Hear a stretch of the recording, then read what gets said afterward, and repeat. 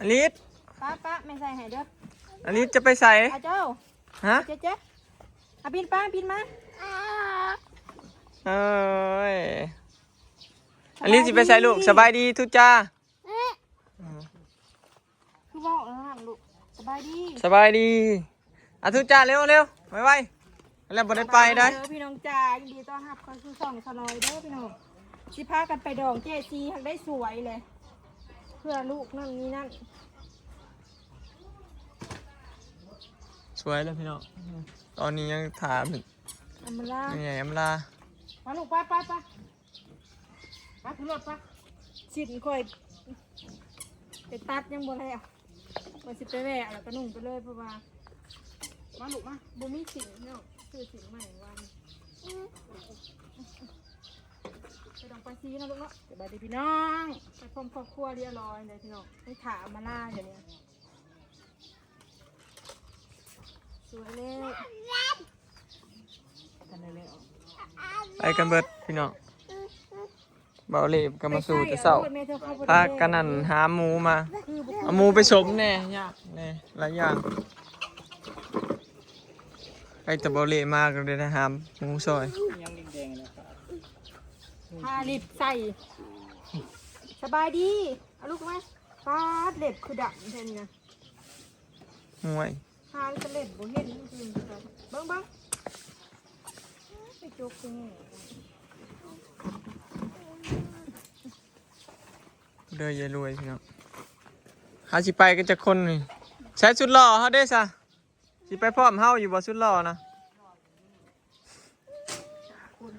ถ่ากันอยู่นี่พี่น้องเนาะอลิสจะได้ออกงานนั่นรอบแรกเด้อนี่เนาะงานแต่งเนาะงานแต่งครั้งแรกเด้อนี่งานแต่งประสีสุดก็อยู่ในบ้านพี่น้องบ่มีสุดแบบนุ่งสบายใส่นี่แหละมันฮ้อนนี่แหละเสื้อนี่คือเปื้อนจังนี้เสื้อนุ่งยามหนาวเป็นสุดยามหนาวลูกสิดีใจเลยค่ะโอเคอาบน้ำมื้อเช้านี่ท่านะให้ยุกันลื่นนะบริท่าจ้ะมาหอดงานแล้วพี่น้องฮัตเธอมากัน8 คนพี่น้องเขามาพี่น้องนางมาสวยก็เลยบริจาคแจกปะเอางานเลยมาสวยเคยแล้วเรียบร้อยพี่น้องบริท่านนี่เขามาสะเป็นไงแล้วเวียกสวยอีกเลยโอ้เป็นไงใช่ว่าสิมามือแรงยังสิไปงานกันโอ้ย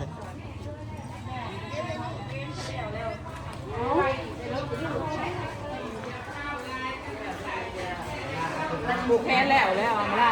โอ้ผูกแขนกันเลยมันชิ้นยากงั้นเขาจะบริปงขาดองเนาะกับผูกแล้วไว้แล้ว2 คนอันนี้บอสจะสาวหลัดอันหลัดเงี้ยกับประตูเงินประตูทองนะ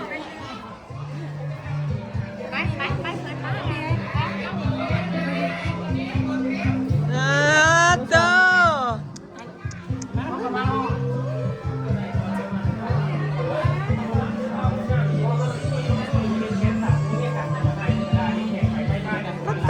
ผู้สาว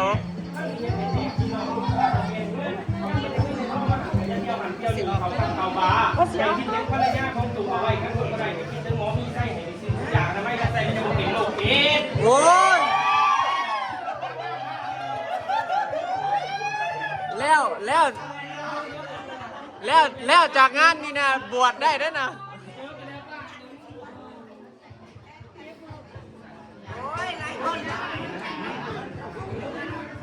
อย่าให้เด้อนี่แม่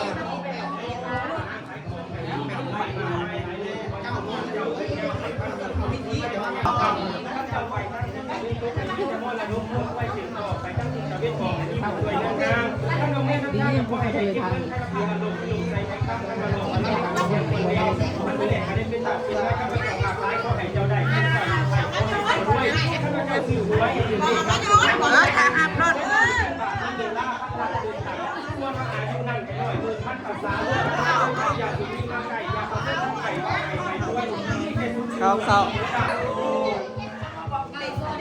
ก็แล้วไปแล้ว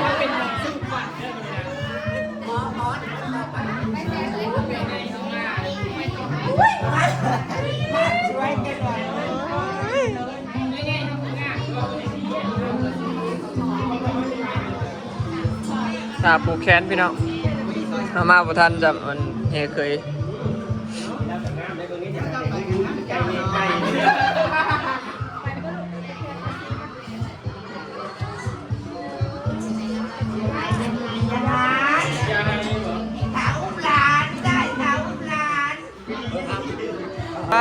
กระเดียวไผ่น่าจะเศร้าพวกบริเวณอ๋ออยู่นี่แล้วมันจังหวะมันจังอันบ่ยากเด้คิดจะยากมาเป่ากินเลย บ่ เวลาโจ๊กคือนั่นเบิ่งแน่นะ โจกแล้ว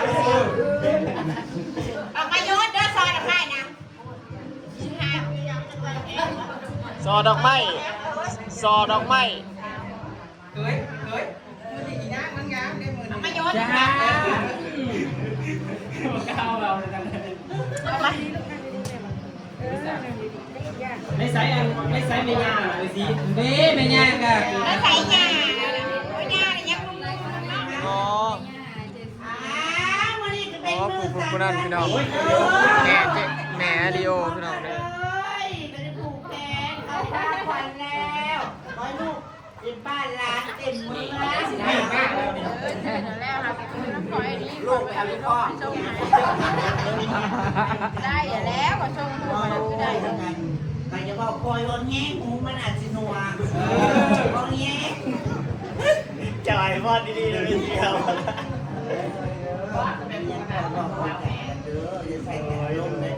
เอ้ยลูกเปิดนะ บ่ให้อันนั้นอยู่ไหน ไอ้เจ้าบ้านเนี่ยมึงไง อยู่น้ำใหญ่นะหายอยู่น้ำ ย่านบริษอ๋อลิศย่าน ไปตามไปเอาเจ้า ยิ้มดู โอ้ยกูกินบล็อกเลยกินบล็อกยิ่งตัวยังง่วยเลยนะใจยิ่งเยอะกว่าคุ้มนะครับ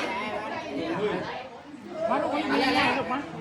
ไม่ใหญ่ลูกหลาน ไปโยนช่อดอกไม้เนี่ยก็อยากหัก เอาไว้โยนมือเล็กโมเมนต์บอก มือแรงแรงก็จ่อหักอินบ็อกด้วยนี่อินบ็อกนี่งานนี่งานนี่อินบ็อก มาลูกยืนไม่ใหญ่มาลูกมาแล้วมาเลยป่ะให้ทำไปป่ะ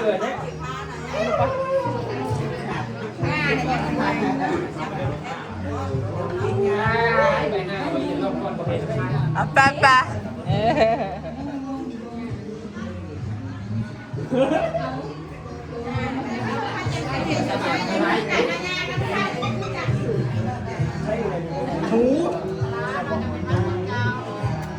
วันขันหากับเบียร์เชียว ง่ายเดียวเลย หลานมั้ยป่ะเด็กก็ป่ะยังไม่ใหญ่ป่ะไม่ใหญ่ นั่นนะผู้แอบอ้างบ่นั่นน่ะ ห้ามได้เดี๋ยวนี้สอน จะด้วยบัตรดา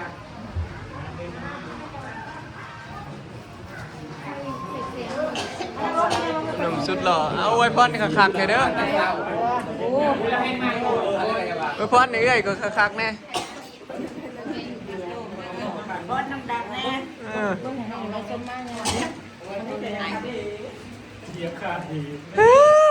มาล่าบอกว่ามาประทัดกับเมียไหม ก็จะไปถ่าย เรื่องการเห็นดิเรื่องการเห็น ไปถ่าย โอ้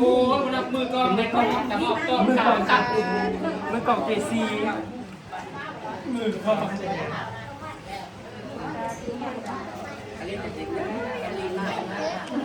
คนมาบ้านแม่ปะเอ็นสกูน้ เบิ่งนี้น่ะโจ้เลยนั่งลูกนั่งลูกมีเกมเลยนะคนอย่างนี้เดี๋ยวอะไร ำคือมาวิน เป็นเกมกันหลาย มาวินยินแต่นอกบอกให้ โอ้ยอย่างนั้น เด้มา ๆเอาคือ โอ้ยลูกเลย โอ้ยลูกกับแคนแอล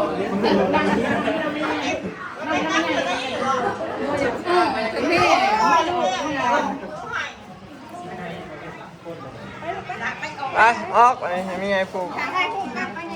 ตาตายฮุบอัน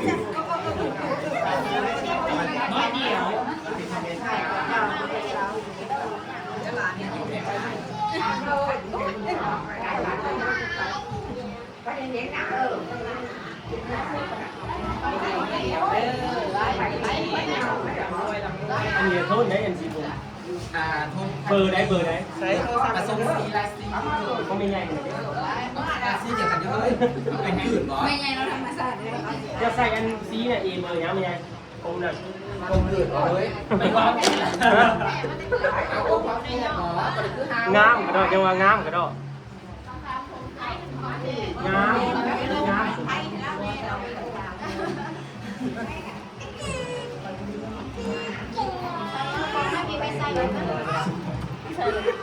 ใส่เลย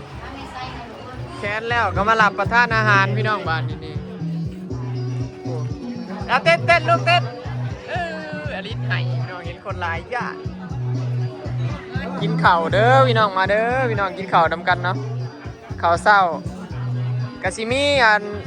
เนื้อแล้วเนาะที่เอาอันมาซอยเป็นเห็ดนั่นแหละเนื้ออันนี้เขาลาบขาวอันนี้ลาบดิบเนาะอันนี้ลาบซุปมี3อย่างพี่น้องแล้วก็ต้มเนาะบ้านเฮาก็มีประมาณนี้พี่น้องอาหารการกินเนาะต่อมีสิเมื่อเลยพี่น้องจะไปงานต่อมานะโย่อลิสกินข้าวเด้อพี่น้องนี่แหละเนาะฮ้อนฝนตกเมื่อวานเนี่ยก็เริ่มฮ้อนมาเลยเด้พี่น้องเนาะถ้าฝนได้ตกแต่มันฮ้อนบ่มีลมเลยกินเลยมากันเบิร์ดครอบครัวเลยวันนี้พี่น้องมาบ่ท่านเดี๋ยวสี่พากันกินข้าวกันเนาะพี่น้องเนาะคลิปนี้ก็สิขอจบไว้สำนีเด้อเนาะพี่น้องคนก็หลายเติบเด้งานคือว่าใหญ่อยู่คนหลายเนาะคนก็สิมาเรื่อยๆเพราะว่าเปิดจัดผูกแขนกันตอนกลางเว้นเนาะบ่ได้มีบัตรเชิญเนาะเพราะคือสิไลฟ์ก็ตั้งแต่กลางเว้นนะพี่น้องเนาะไปแล้วพี่น้องสบายดีเข้ากันเด้อพูดเด้ออลิสสบายดีอัตจ้า